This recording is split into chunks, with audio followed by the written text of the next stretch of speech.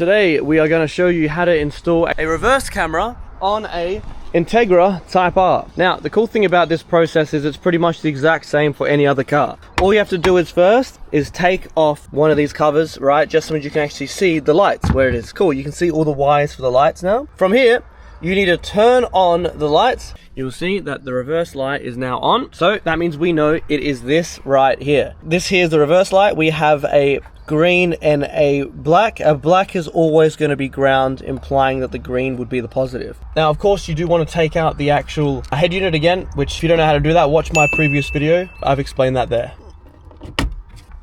Over here we have a reverse trigger on the actual head unit itself. What this does is, the moment you put the car into reverse, there will be 12 volts going to the reverse globe. And what you want to do is you want to get the electricity from that reverse globe and essentially put it straight into this. So that means the head unit will know, and then the screen itself will then go onto that screen for the reverse. So you have this cable here. These two here are the only two that actually go to the head unit itself. But before we do that, we are going to start on the back. For the side that actually goes to the back of the car, you have a red, a yellow. Both of these go to the actual camera itself. And then over here you have two wires. You have a red and black and a red. So the red goes to the green and the black and red one goes to the black. So you got to cut both of these, cut them about in the middle, and then you'll be able to solder them together. Smaller. Yeah. All right, we've now stripped these two. Now we got to go to this thing over here. This one there? Yep. Right here. Go for it. There you go. It's probably a lot easier just to remove this just for now. So we've got to strip these two as well. What you can also do, if you wanted, is to just remove these from this part here. It just gives us more room to actually do it. Fuck. Now what you got to do is you got to go red on this bit, and then put heat shrink over both of these, and then this on this bit, and then heat shrink over both these. All right, we've cut them together to make it just even length, and then we're going to solder them now. Cool, that's on there. Now we're going to do the same thing for the other cable. So once again, you just cut them here to make them equal length. Now we'll just put this over the top, heat shrink it. All right, same thing with the other cable. Good. Cool, yeah, now that's good as well. We just put the heat shrink straight over it as well, and heat it.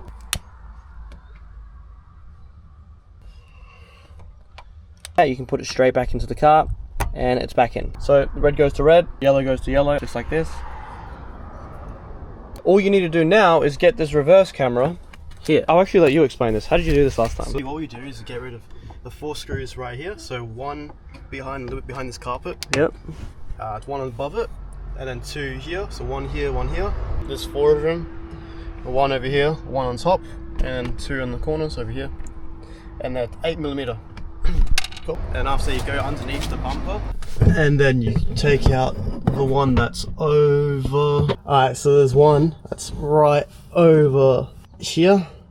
That's one right there, is really small. And there's one that should be over. It's like where that shade is right there. And boom, after you take those out, the headlight strips come out slightly. So you took them off? Both off? No. You couldn't get them off? Are you serious? I'm telling you, it's hard to get to. This crash bar is annoying, bro. You'll find that other DC5s usually just don't have that crash bar. Like we did this exact same thing on this DC5 Integra right here, and we had 0 issues. So yeah, it'll be a lot easier for that than it would be for something like this. And the screws will look like this, very small screws. You only have to screw it a little bit, and then after that, you'll be able to pop out the headlight. There you go. What I did last time was took these out, guided this through underneath this. Yep. And then I go underneath the bumper and I try and form it, get it through this.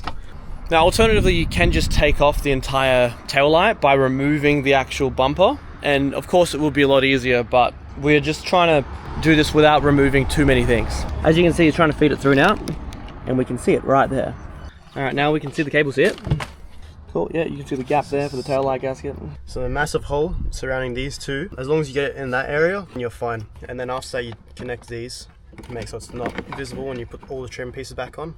and boom, just like that, you're done. With all this cable here, you want to be able to get all this to the front. Now to do that, what we're going to do is we're going to lift up all this weather stripping, which you literally just pull it. Just pull it like this, and it all comes off. And we want to run it underneath all of this. So just keep going this way, this way, this way. Yeah, you just keep feeding the cable through. Underneath the carpet, underneath the weather stripping.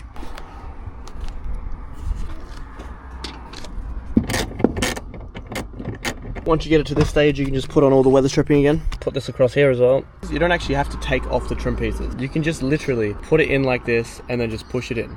Once we get over here, just take off this weather stripping by pulling on it. Now over here on the bottom, you'll find this part over here. These are very simple. It's only clips underneath. You just pull it and it will come off. Now you just feed this all the way through. Through here. When you take this weather sealant off, you'll see the gap right there. Move it through. And you should be able to see it over here. So this glove box over here, you have these. In order to take this off, all you need to do is literally, on this side, just pop it this way, and it comes off, and then you can take it out. And now the entire glove box comes off easily like this. Sorry, Alvin, but I'm also not very sorry. Once you poke it through that hole, you can see it right there. Cool, we got this entire thing. Now what we want to do is we want to feed all of this through, put the weather stripping back on. When you put this through over here, you'll see it over here. We're going to get all the excess and we're going to leave it behind the actual glove box itself. We're going to get this cable, we're going to strip this a slight bit more, and we're going to connect it to the reverse trigger. Is that plugged in? Yep. The yellow, put it in the corner. This one? Yep. All right, now we test to see if it works. Put it into reverse, and it's great. There is a cover on top of the reverse camera at the moment, so that's kind of why it's like that. There you go. Looking much better now. And then from here, all you need to do is stick it on where you need to do it. You can use either 3M tape, or you can just screw it in. We're going to screw it in, and you'll see 2 adjuster screws, 1, 2, and that will just adjust the actual height of the camera like this. So then you can choose how far you want it to be. But in terms of the actual install itself, it's all done.